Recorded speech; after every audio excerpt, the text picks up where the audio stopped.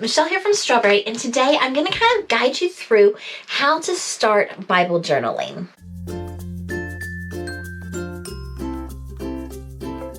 My number one tip for starting for Bible journaling is to start.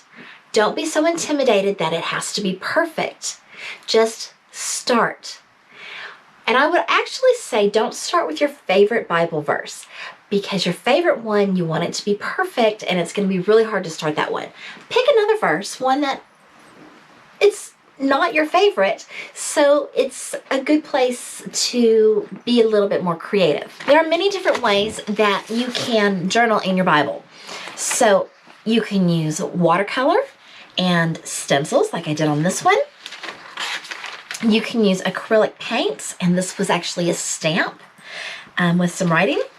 This one was just hand done, so that one might be a little harder. Acrylic paint, watercolor paint, and marker. This was a stamp, and I colored it in with watercolors. This was marker, hand drawn. This one was mostly stickers. The Go is a sticker, the World's a sticker, Gospel, the sticker, the Creature is a sticker. So a lot of stickers on this page so that I didn't have to, be an artist. Bible pages are really thin. So for this one, for the Tigger, what I actually did is I found a picture on the internet, put it on my iPad, put it underneath, and I traced him.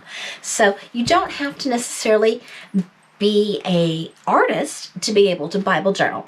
Bible journaling is all about spending time in God's Word and meditating on His Word. Things that you're going to need. I like to have a cutting board. This has got paint all over it. It's a cutting board from like Dollar Tree that I can stick in underneath my page to make sure that I don't get anywhere else. You need whatever you're going to use to make your design, whether that's markers or watercolors or acrylic paints.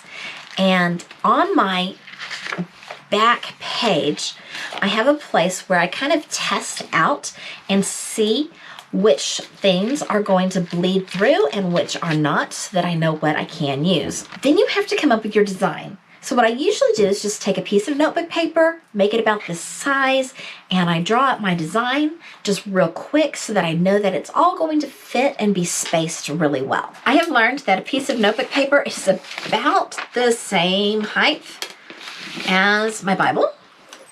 So I'm just gonna draw a little line here to give me just a section that I can work with.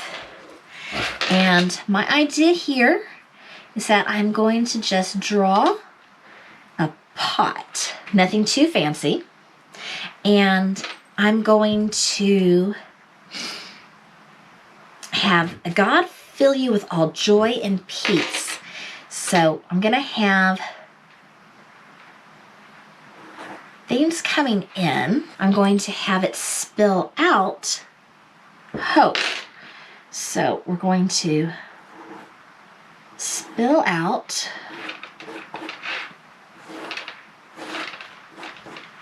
that's going to go into my words. I don't like drawing over my words. So we'll just spill out over here, and it's going to be hope. And then I do like to write the verse, so I didn't leave myself a lot of room. I'm going to make my pot taller. Okay, and then this hope is going to spill out. It's going to be all over here. And then I'm going to write on my vase. It's not fitting. I'm going to need to write smaller. That's my plan. So now I'm going to go to my Bible, keeping my plan nearby. First thing is I need to draw my vase here. And then I usually like to pencil in my words first. My favorite markers to use are Pit markers by Faber-Castell.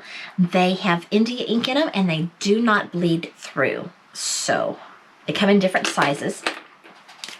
So now that I'm kind of happy, I'm going to trace over my lines. I'm going to use a really skinny one to go over my words. Use a fatter one for the words that I want to emphasize. And now I'm going to go back in with an eraser and erase my pencil lines. Now I need my bubbles. So I'm just gonna freehand some bubbles. Gotta make sure I've got some big enough to write my words in. And then I've gotta have my overflow.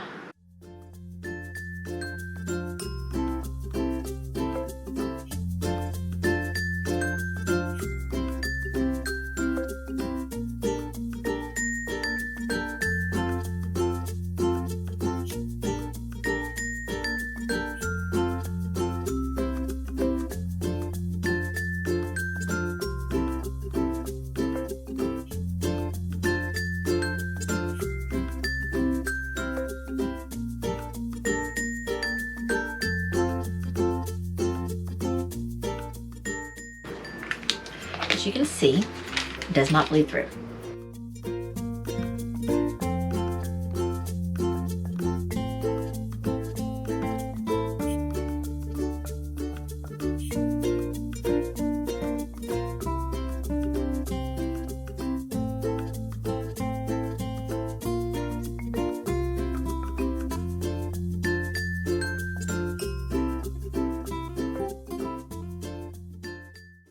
So now I'm taking a matte pencil to color in my vase because it just seemed like it was just too stark, not being colored in at all.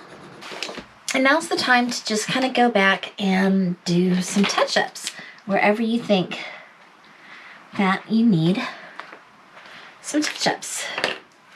I always like to write down where the verse was found. So it's Romans 15:13. And I like to date them. Sometimes I date them with a stamp. Sometimes I will add washi tape. But I think I'm gonna be finished with this one. Just marker and a little colored pencil, and spent some time thinking about how the God of hope fills us. So my little dots are I'm being filled with joy and peace as I trust in Him, so that I can overflow with hope by the power of the Holy Spirit. Thank you so much for watching. I hope that you enjoyed this Bible journaling tutorial video. And if you have any questions, please leave them in the comments below. I always try to answer all of the comments that are left there. If you like this video, give it a thumbs up. Make sure that you're subscribed. Toodles!